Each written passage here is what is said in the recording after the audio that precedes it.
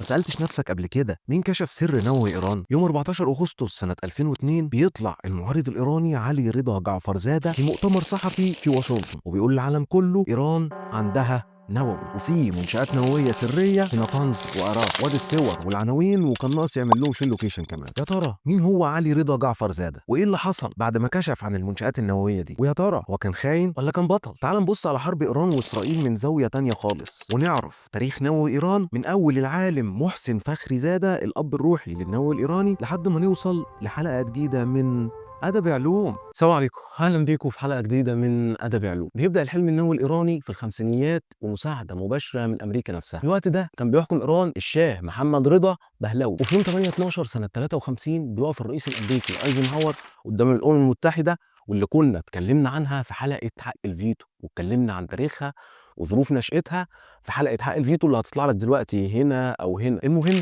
بيقول ايزنهاور خطاب تحت عنوان الذره من اجل السلام. وقتها كده العالم كله كان مرعوب بسبب السلاح الجديد اللي دمر هيروشيما وناجازاكي النووي. وبيقول ايزنهاور في خطابه: امريكا مش عايزه تكون في الصفحات المعزوله من التاريخ، عايزه تبني مش عايزه تهد، عايزه السلام والتوافق مش عايزه حروب. وانا بتعهد قدام العالم كله ان امريكا مصممه انها تساعد في حل المعضله النوويه المخيفه. وفي سنه 57 بتمضي ايران وامريكا اتفاقيه اسمها الذره من اجل السلام، وبيرفعوا شعار كل اللي اتقال اشاعات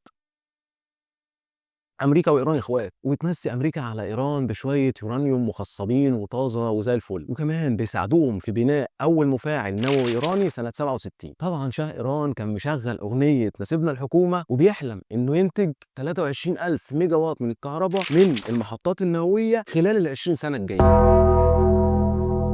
حلم شاه ايران بيتحول لكابوس لما بتقوم الثوره الايرانيه سنه 79، وبيمسك الحكم الخميني ويقول لك: بص بقى، النووي ده حرام واحنا اصلا مش عايزينه. وفي كتابه ازمه مصطنعه بيعمل الكاتب جاريس بورتر مقابله مع رفيق دوست، واللي كان وزير الحرس الثوري في الحرب الايرانيه العراقيه. وبيقول رفيق دوست: لما العراق ضربونا باسلحه كيماويه، الخميني كان رافض تماما ان احنا نستخدم اسلحه زي دي، وكان بيقول ان انتاج الاسلحه دي حرام شرعا. ويتحطم المشروع النووي الايراني لحد ما بيموت الخميني ويجي المرشد الجديد علي خامنئي. من اللحظه دي يبدأ الشغل على تقيل، وبيتعاون مع دول نووية زي روسيا والصين وكمان باكستان اللي لسه داخلة نادي النووي جديد بسبب قصة راجل اسمه عبد القدير خان. ولو حابب نحكي قصته وقصة ازاي باكستان بقت دولة نووية، يا ريت تعرفني في التعليقات. ازاي العالم كله في يوم من الأيام صحي من النوم لقى باكستان بتجرب سلاح نووي وبتنجح فعلا وبتمتلك بالفعل السلاح النووي. المهم في التسعينات بيكتشفوا مناجم يورانيوم جديده في ايران ويبداوا يطوروا وقود نووي محلي، وطبعا كله استشعار سلميه البرنامج. لحد هنا كده وموضوع نووي ايران ما كانش مزعج قوي. صحيح كان في شكوك في نوايا ايران النوويه، بس ما كانش في دليل، وبالتالي ما كانش في عقوبات.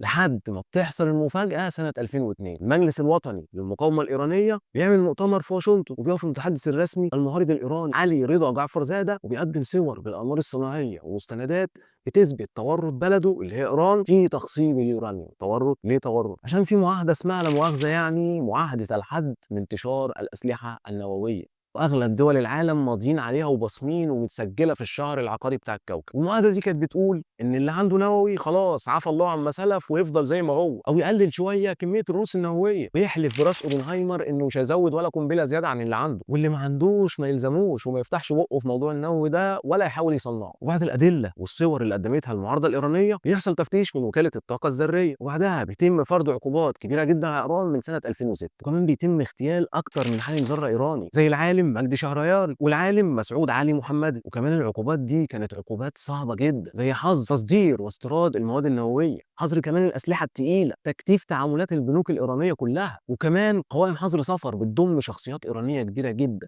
عايز تسافر؟ مفيش سفر. ليك فلوس بره وعايزها؟ فلوسك بحت. تجنيد الاصول لبعض الشخصيات الايرانيه، وحظر التعامل مع القطاعين النفطي والمصرفي، يعني مش هنشتري منك ولا برميل بترول واحد، ولا احنا ولا حبايبنا. كله ضرب ضرب ضرب لحد سنه 2015 ايران تقول لك: بس حلو قوي لحد هنا، انتوا عايزين ايه؟ نقلل تخصيب اليورانيوم لحد 3% لمده 15 سنه؟ بص انا حاسس ان هو عقد ايجار قديم، بس ماشي. ايه تاني؟ نقلل عدد اجهزه الطرد المركزي للتلت بس؟ يا عم بقول لك ايه، والمفاعلات النوويه دي هنقلبها ابراج حمام. ها ايه تاني؟ تحويل مركز فوردو لمركز ابحاث؟ يا عم هنقلبه محل فول وطعميه. ها عايز حاجه تاني؟ تعديل مفاعل اراك للحد من ما تتكلمش، انا لا اراه. تلتزم ايران فعلا ببنود الاتفاق وتقلل اليورانيوم المخصب من 8300 كيلو ل 200 كيلو بس. تبدا العقوبات تترفع واحده واحده والدنيا تبدا تفك لحد يوم 8 مايو 2018 لما بيعلن الرئيس الامريكي ترامب انسحاب امريكا من الاتفاق النووي، وكمان بيرجع يفرض على ايران عقوبات مره ثانيه. وبعد انسحاب امريكا فضلت ايران ملتزمه بالاتفاق لمده سنه كامله، ومن اول مايو 2019 تعلن ايران وقف التزامها بالاتفاق لحد ما يوصل تخصيب اليورانيوم لنسبه 60% في 2021. النهارده بتقول وكاله الطاقه الذريه ان ايران تقدر تنتج قنبله نوويه في خلال اسابيع قليله.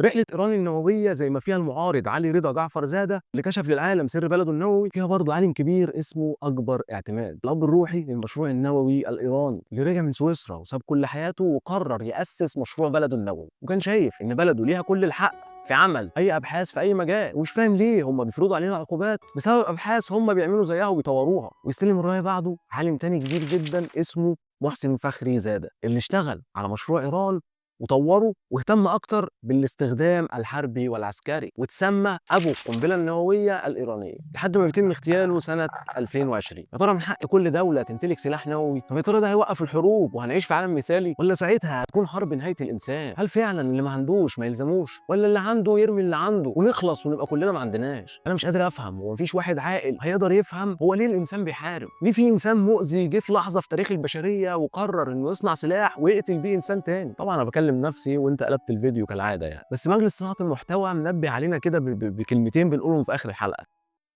اسمهم لا مؤاخذه كول تو اكشن، فاللي اتقال ما كانش كفته. وهسيب لك شويه مصادر ما تبصش عليهم، وفي كام حلقه قديمه كده حلوين وبسمسم بقول لك ايه ما تشوفهمش. ولو حابب نتكلم عن حاجه معينه على الحلقه الجايه يا ريت ما تقوليش في التعليقات، ولو لسه موجود فيعني اشترك على القناه ولايك وشير، واشوفك على خير. كات. هايل يا عبد الرحمن. يا عم هايل ايه ده فاشل. ولا بطل احباط يا وانت عامل مغرب ما اسمهاش كات، اسمها فركش.